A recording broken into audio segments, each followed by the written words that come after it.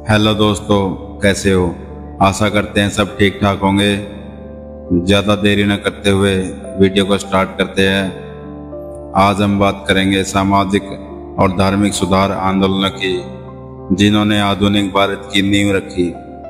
दोस्तों सोचो, वो भारत जहां मां को सती प्रथा में जिंदा जला दिया जाता था, जहां बेटियों की जिंदगी बाल विवाह में कैद थी, जहां दलित को मंदिर में जाने तक का हक नहीं था। ऐसा समाज जहां धर्म के नाम पर अंधविश्वास, जात पात और भेदभाव का जहर फैला हुआ था। लेकिन इसी अंधेरे दौर में कुछ ऐसे क्रांतिकारी पैदा हुए जिन्होंने कहा अब और नहीं। उन्होंने न सिर्फ समाज की कुरीतियों को चुनौती दी, बल्कि नई सोच, शिक्षा और बराबरी की मशाल जलाई। आज हम बात करेंगे भारत के उन्हीं सामाजिक और धार्मिक सुधार आंदोलनों की। वीडियो में लास्ट तक बने रहना और चैनल को सब्सक्राइब कर लेना। दोस्तों, हम पहले बात करने वाले हैं राजा राम मोहन राय से। सबसे पहले नाम आता है राजा राम मोहन राय का। इन्हें भारतीय पुनर्जागरण का पिता कहा जाता है। 1828 में इन्होंने ब्रह्म समाज की स्थापना की, सती प्रथा के खिलाफ खुलकर आवाज उठाई, विधवा विवाह का समर्थन किया, औरतों को शिक्षा दिलाने की बात की। अंग्रेज सरकार ने जब सती प्रथा को 1829 में खत्म किया, तो उसके पीछे राजा राम मोहन राय का सबसे बड़ा योगदान था।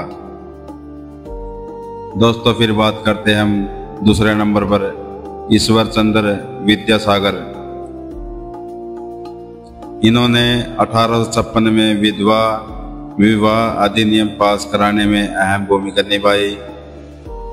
लड़कियों की शिक्षा के लिए स्कूल खोले, बाल विवाह का विरोध किया। उनकी सोच थी, अगर समाज को बदलना है तो औरत और मर्द दोनों को बराबरी से पढ़ाना होगा। दोस्तों, फिर बात करते हैं हम 3 नंबर स्वामी दयानंद सरस्वती। 1875 में स्वामी दयानंद सरस्वती ने आर्य समाज की स्थापना की। उनका नारा था वेदों की ओर लौटो। उन्होंने मूर्ति पूजा और अंधविश्वास का विरोध किया, स्त्रियों की शिक्षा, विधवा विवाह और समानता पर जोर दिया। आर्य समाज ने लोगों को नई सोच दी और धर्म को शुद्ध करने की दिशा में काम किया।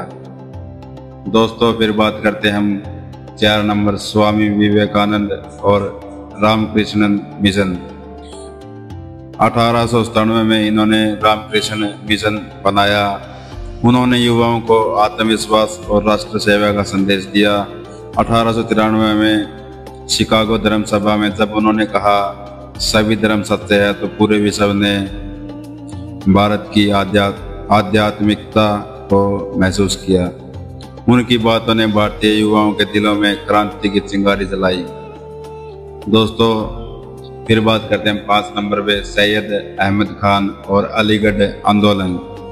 19वीं सदी में सैयद अहमद खान ने मुस्लिम समाज को शिक्षा की ओर मोड़ा। उन्होंने अलीगढ़ आंदोलन चलाया। 1875 में अलीगढ़ मुस्लिम विश्वविद्यालय की नींव रखी। उनका मानना था कि आधुनिक विज्ञान और अंग्रेजी शिक्षा से ही समाज आगे बढ़ सकता है। दोस्तों, फिर बात करते हैं 6 नंबर पर महात्मा ज्योतिबा फुले और सत्यशोधक समाज। ज्योतिबा फुले ने 1873 में सत्यशोधक समाज की स्थापना की। उन्होंने जाति प्रथा और ऊंच नीच का विरोध किया।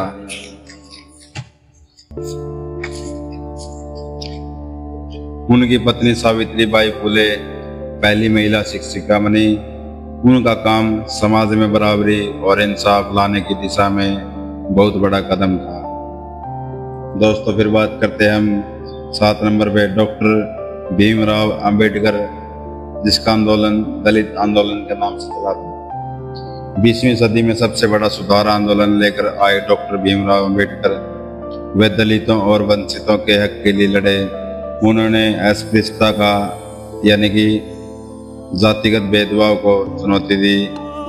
उनकी सोच थी शिक्षक यानी कि शिक्षित बनो, संगठित रहो और संघर्ष करो। संविधान सभा में उन्होंने हर नागरिक को सम्मान अधिकार दिलाने का काम किया। 1956 में अंबेडकर जी ने बौद्ध धर्म अपनाया और लाखों दलितों को नया रास्ता दिया। उनका आंदोलन भारतीय समाज के लिए एक नई क्रांति थी, जिसने सामाजिक बराबरी की नींव रखी। दोस्तों, इन सभी आंदोलनों का असर बहुत गहरा था। समाज में शिक्षा का प्रसार हुआ, महिलाओं को अधिकार मिले, जाति प्रथा, सती, बाल विवाह जैसी कुरीतियों को चुनौती मिली, दलितों और पिछड़ों को आवाज मिली और सबसे बड़ी बात, आजादी की लड़ाई को एक नई ताकत मिली। दोस्तों, अगर आज भारत आधुनिक बराबरी और शिक्षा की राह पर है, तो इसके पीछे राजा राम मोहन राय से लेकर डॉक्टर भीमराव अंबेडकर तक सभी सुधारकों का योगदान है। ये आंदोलन हमें ये सिखाते हैं, बदलाव असंभव नहीं, बस हिम्मत और जागरूकता चाहिए। इसी सोच के साथ हम भी समाज को और बेहतर बना सकते हैं। तो दोस्तों, इतनी कोशिश जरूर करनी चाहिए कि हमारा समाज की सोच एक अच्छी सोच होनी चाहिए। तो दोस्तों, हमारी ये वीडियो थी, आपको कैसी लगी लाइक करना और चैनल को सब्सक्राइब करना। जय हिंद, जय भारत।